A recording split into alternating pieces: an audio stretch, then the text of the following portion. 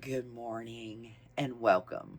My name is Erica and you are at the Lopsided Crafter Loom Knitting channel. Today's vlog is going to be a little different as I am starting to write some of the physical patterns for the book. I've got my computer set up here at the camper via my hotspot. So I am going to make the Google Docs available offline so that I can work on those. And then I will just have to have, I have been uploading my videos in the past over the Signal, and sometimes it takes all day. So I'm going to see if it can go a little faster here with the hotspot. I am going to be editing Tuesday's video. Today is Monday. I'm editing today. I'm editing on Monday for tomorrow's video, but I am filming today on Monday for Thursday's video. Wow, that was a lot. So I'm going to be working on the computer a little bit. I'm going to be working on some socks. I'm going to be working on some new color work ideas here on the computer. So yeah, there's probably going to be quite a bit of spots where I'm not talking because honestly, I'm going to be doing a lot of typing and need to pay attention to what I'm reading or, reading from my notebook.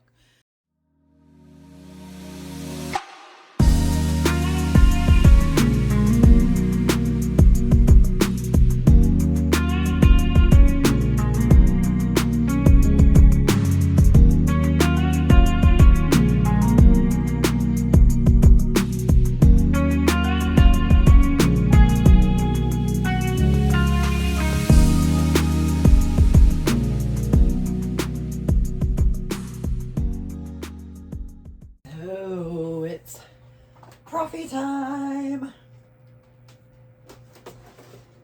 coffee and my cream. And so today I'm using the Premier Protein. This is a limited holiday edition.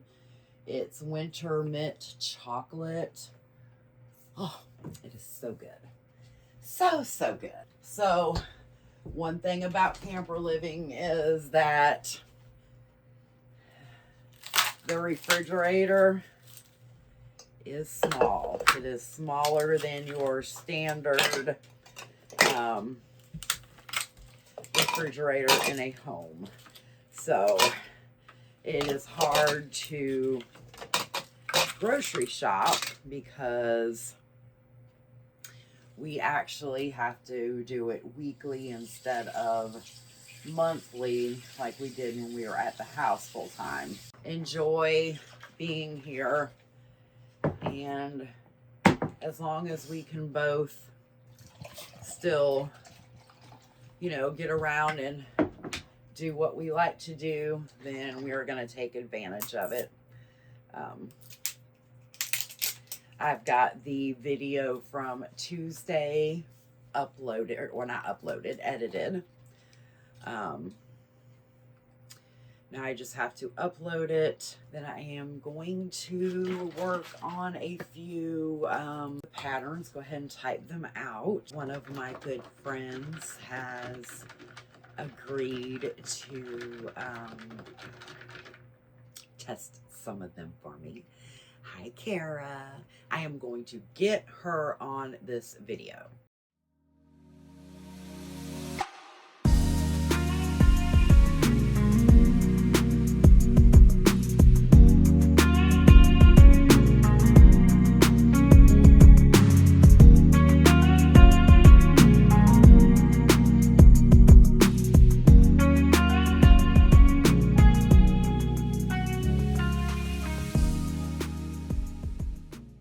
Hello, it is still Monday afternoon. My hair is staticky. Look at this.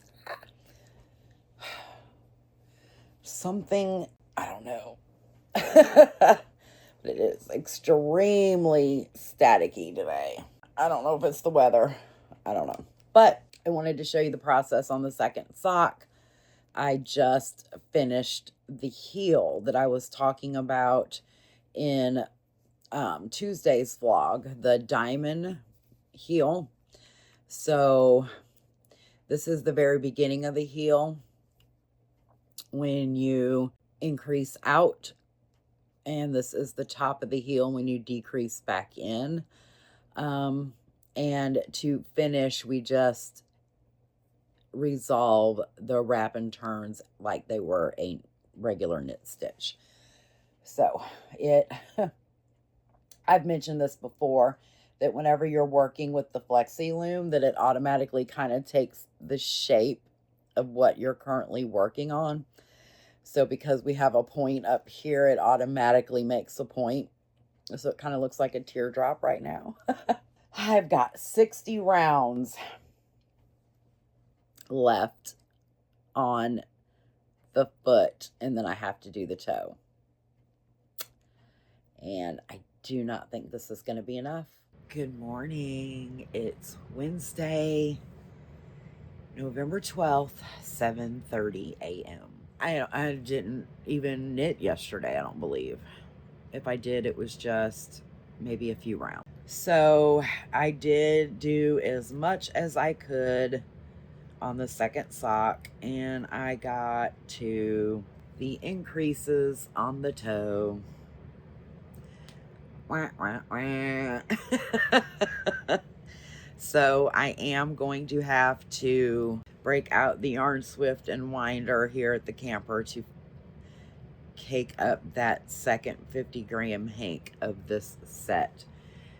If I'm being honest, if this was a sock that I'm just making for me and it wasn't actually for the book, I probably would just finish the toe with one of these colors here. But, you know, kind of want it to match. So I will be breaking that out soon so I can finish that sock. I was asked on the previous video if I thought that this blocker versus these blockers would make the sock fit any different. I don't think so. It's just the shape of the blocker, because if you line up the heels on both of them in the direction that they're supposed to be, I mean, the wooden one is just a titch bigger, maybe a ½ inch. So it might, but I don't think it's going to. It's kind of hard to lay these right next to each other to get a true measurement. I'm going to bring out the large one and see if it's any closer to this. These were something that I just bought on a whim because I wanted something more here at the camper.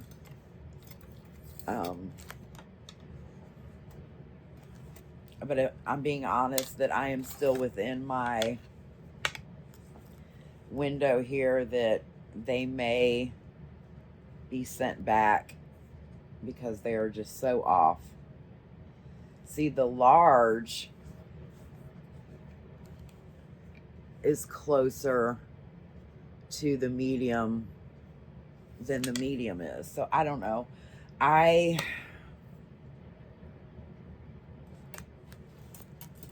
still may end up sending these back and trying something different. For the fact of just like washing and drying, these would be okay. But if you're trying to block them as far as gain any more width or length, then I don't know that it would be okay.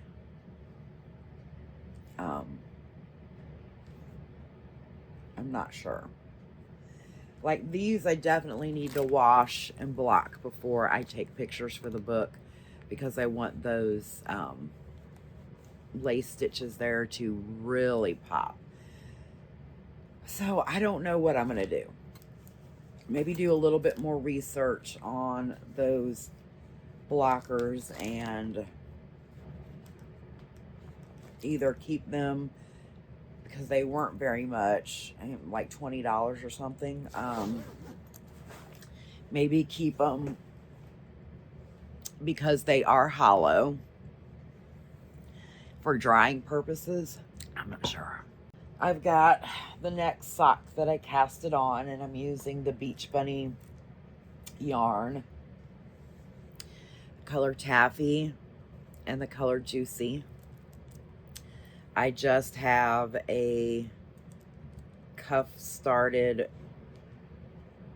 currently, so that's all I've got to show. This is going to be an all over color work sock.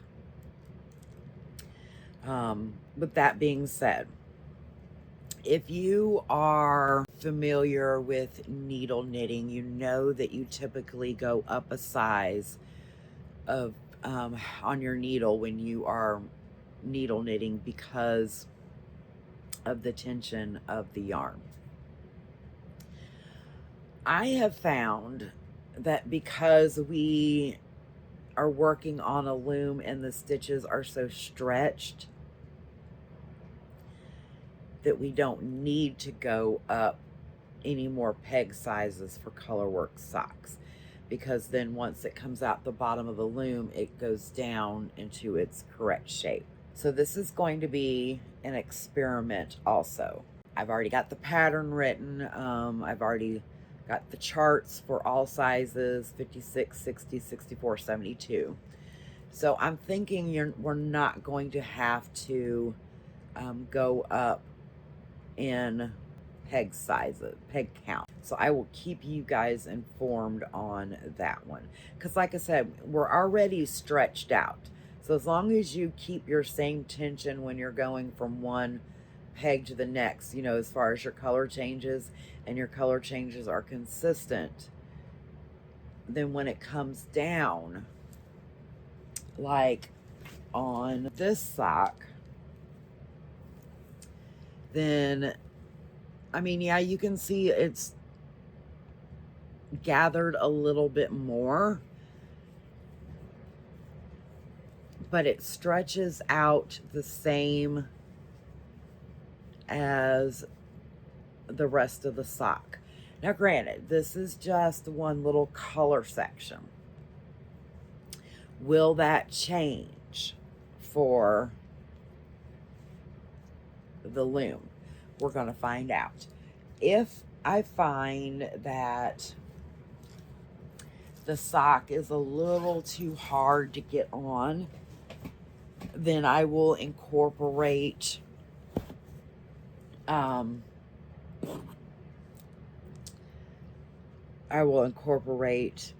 extra pegs for that, increases and things like that.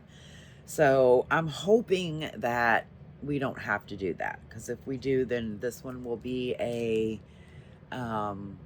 flexi loom specific, or a Cindy Wood with sliders specific. I personally don't like using the Cindy Wood ones with the sliders for color work, simply because the sliders on the inside of your, hold on, let me go grab one. Now, this is just my experience. If you're working just a normal sock on one of the Cindy Wood looms like this, it works fine. But I have not had very much luck when it comes to doing color work on this type of loom. I don't know if you can see, there's a significant gap between the slider peg and the actual peg next to it. It tends to be more than 1/4 of an inch. So the color work tension, at least for me, is off. Now, if you've had experience using this loom with color work, and you have any tips or tricks, please comment below. But for me, I can do a regular sock on one of these and it work out. I think because of the actual sock being stretched this way and then coming back down, something in the mechanics of that makes you lose that extra width right there that the pegs create. I also find that when I'm going around the corners here that I actually pull these stitches a little tighter, because that is more, I don't think you guys, I can't get a good angle. That is more than 1/4 of an inch from here to here and here to here than it is from here to here. I don't know. It's kind of hard to film that where you guys can actually see it. So, as I said, that's just been my experience. So, all that to say, I'm hoping that this all over colorwork sock will work out on this so that we won't have to increase. Okay, so there's 8 pegs, 8 stitches, basically, in between each size. So, depending on your gauge of your actual stitches, it may be enough to go, instead of, say, if you normally work the 64, to work the 72. But again, I'm going to have to play around with this, because I also think that might be too much. So I'm going to work, like I said, work on that. I think I'm going to finish this vlog here. Okay, guys, until next time, stay happy, stay cozy, and may all your socks find their matches. And may you win at Yarn Chicken. Bye.